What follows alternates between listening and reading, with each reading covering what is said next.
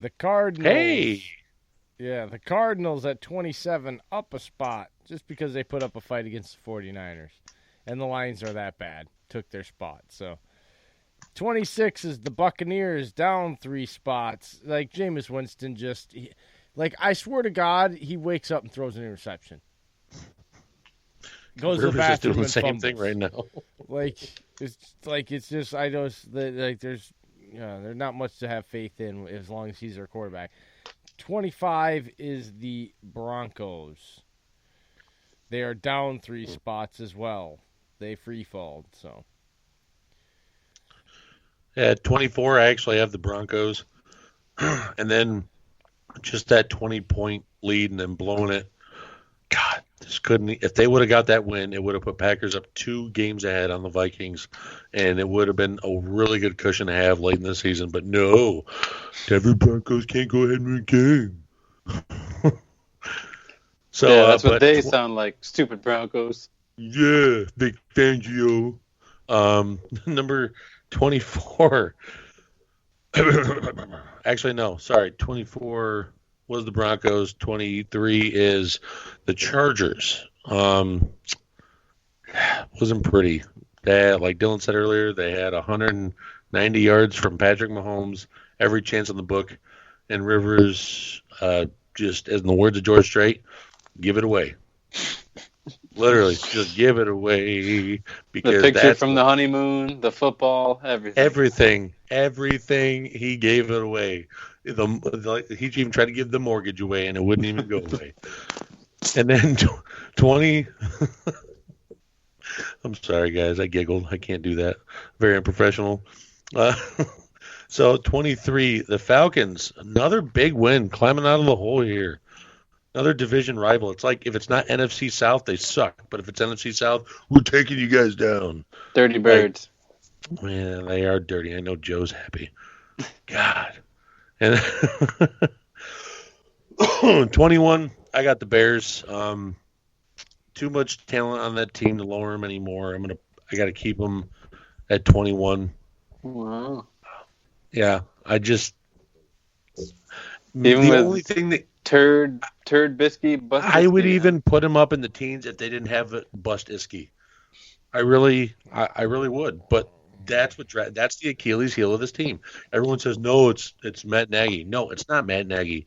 Everyone says it's Ryan Pace. No, well, technically it is Ryan Pace because he did draft Mitch, but it's So with just Chase that people. Daniel starting, you have them in the teens. Yes, but they haven't announced it though. They Gotcha. haven't announced Daniel starting. So right now I'm assuming Mitch is going to start. If he starts, they're 21-22 team right now in the power rankings. If Daniel's starting, they're going to jump up a couple spots, but we'll see. Okay. All right. All right. My all bad. Go right. ahead, Jay. All right. Okay. 24, you have the Giants off a bye up 3 spots because the teams below them are just that bad after watching them. 23, the Falcons are up 3 spots. Another, division win, whatever. Kind of like Dave said. I mean, they didn't, and the other teams that just aren't as impressive, but, this week to week thing with me.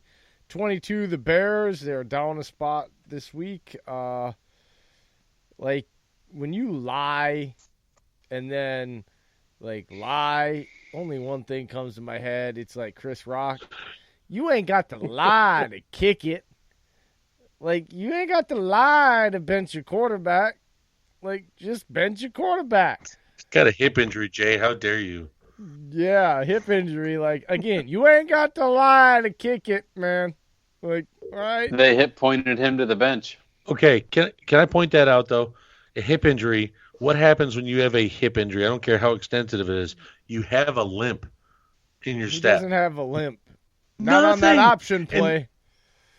did you see him at the presser, the post game presser? He looked like a kid getting scolded, man. He was like, "Yeah, there was some stuff not working on you." Like it looked, he wouldn't make any eye contact and just left. Like Okay, yeah. he got benched. Yes, he did. And they're lying. And then 21 up 3 spots, the Browns. Again, it not as much to do with what they're doing as it is to do with the teams below them and what they're doing, kind of thing. So, I mean, they did win, so that automatically moves them up a couple of spots because of where the team they beat was in the power rankings the week before. But at the same time, like, it's still the Browns. Does losing Garrett affect your power rankings? Like, mine are week to week, and so some of that's in. They probably would have jumped up higher, like, because they won head-to-head, and the Steelers obviously are still ranked higher than them. So, yes, it already did affect them. That's why they didn't leapfrog the Steelers.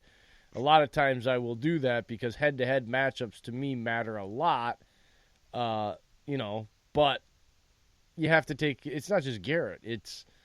There's other, they've got their other defensive tackles suspended for a game too. And no, for sure. He's the guy in the conversation for Defensive Player of the Year. Now you lose him, and it's like, oh boy. So, yes, that did affect how high they jumped up, really.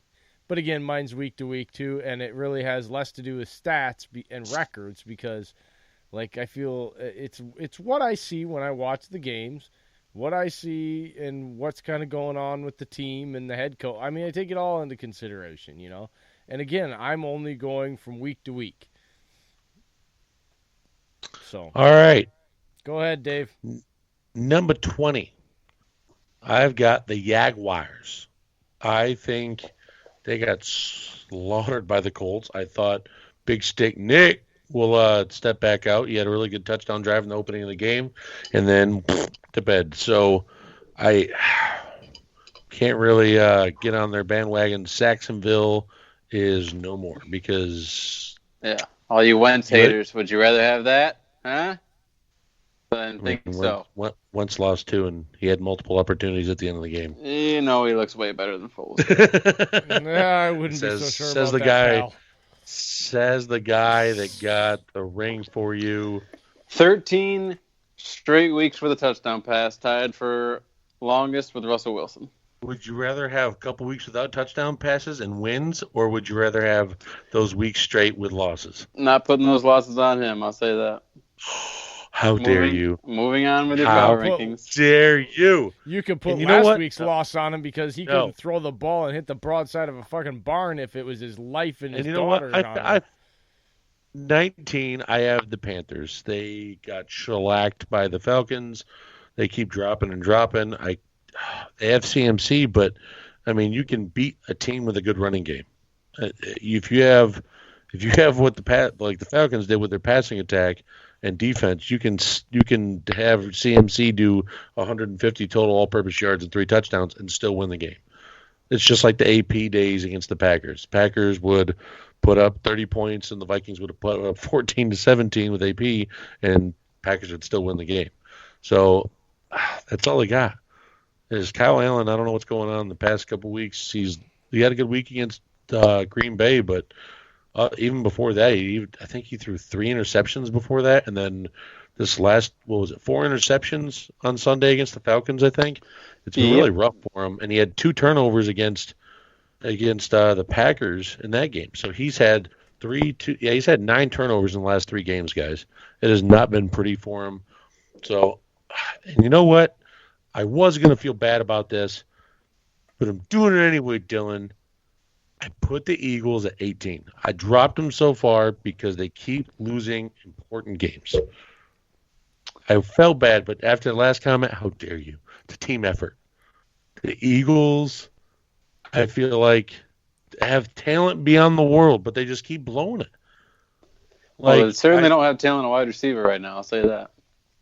I mean, maybe it's Dougie P. I don't know. You got Nelson Aguilar at the end of the game with the ball in his hands to tie it and go to overtime. And that was a terribly thrown ball.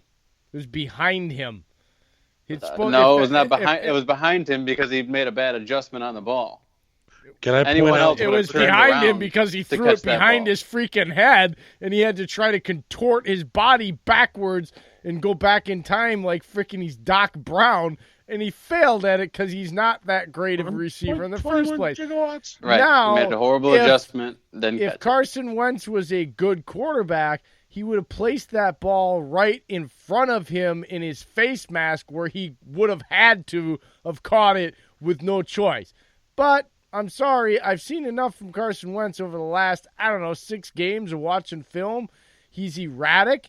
He is a one-read quarterback if I've ever seen one. It's freaking Ertz, and yeah, maybe he doesn't have faith in everybody else, but he is a stubborn man. You can tell on film. He is the one holding that offense back right now. It's not just his receivers, but his inability to go with the flow and play in crunch time and make throws that he should be making throws for a quarterback making his amount of money. If we're going to nitpick Aaron Rodgers and all these other guys, you best believe I'm going to look at him and say, dude, I don't care if there's pressure in your face. You got to place that ball in the place where he doesn't have a choice but to catch it. He's not doing that. He's dirting balls. He's got happy feet. Their issues start and end like every team. It's their quarterback. Also, too, I really think that with us bringing up Lions and Scarborough played within 24 hours of being signed, Dillon, I really think they should have played J.J. He knows Dougie P's system. It's not like he's never been in it. Yeah. He won a Super Bowl in that system. Ajayi's been to multiple teams this season. No one has signed him for a reason. I mean, if he was good to go and just be plugged into a game, he would have been by the Lions, the Texans, multiple teams by now. Because right now you're at the bottom of the barrel. He's got horrible knees. But Jay brought up a good point, though. Before that Aguilar pass, there was like 4 or 5 passes in a row on that last drive in the dirt. Like, he shouldn't have got to 4th down. But it did. Guy still makes a great throw. The guy, Aguilar drops in the end zone. It's not a great throw. It was in pressure at the end of the game. Okay, stop it. Stop it, because we have a highlight of a quarterback who is at an impossible angle, has it was like a less than 3% completion like probability. He's falling at an angle and makes a throw. And that was the 3rd throw of that. And that's not the only quarterback that's done it. Like, and I'm not being an asshole here because I have sat here, Dillon, and told you Carson Wentz has showed just the opposite. He showed that he has all the tools. What I'm telling you is over the last 6 games, he has not been the guy that I said he was in previous statements. I'm going by what the film is. I am hard on all these quarterbacks, Dillon. You know that. So you don't need to get that pissy face at me. Right now, through these 6 games, I just couldn't disagree with you more. And that offense is, dude, if for over $100 million quarterback, you have to make those throws with pressure in your face. There was 4 throws to get to 4th down where he had pressure, where he was just dirted the ball. It was just bad. Guy made a couple bad throws when it was on the line, when he needed to tie the game. After game. And those are the ones that make or break the great quarterbacks. Why do I rip on Kirk Cousins? Because in the 4-minute situation at the end of each half and in 2-minute situation at the end of each half, in crunch time, when he has to have it, he fails. That's what's happening here, Dillon. Over the last 6 games, rip on Kirk Cousins. Kirk Cousins has the best completion percentage versus the blitz. Like, everyone has their own thing. Against terrible freaking teams when it doesn't matter. Because guess what else he does? He slides 2 freaking yards early when it's in a third down situation with 4 minutes left in the 4th quarter, and he's got to have a first down because he's down by 7, and they lose the freaking game. Like, that's franchise quarterbacks that got it, that you expect that from, don't make plays like that. That's all I'm saying here, Dillon. I'm not saying he's Kirk Cousins. I'm saying over the 6-game sample that I've watched film in, their issues, they have a lot of issues, but he is exacerbating it with the way he's not playing up his part.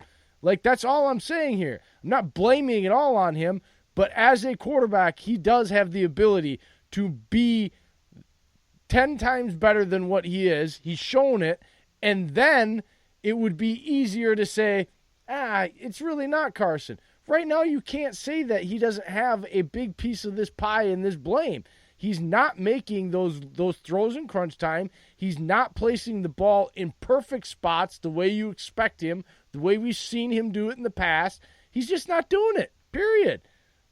And I'm not being a dick about it. I do this to all the quarterbacks.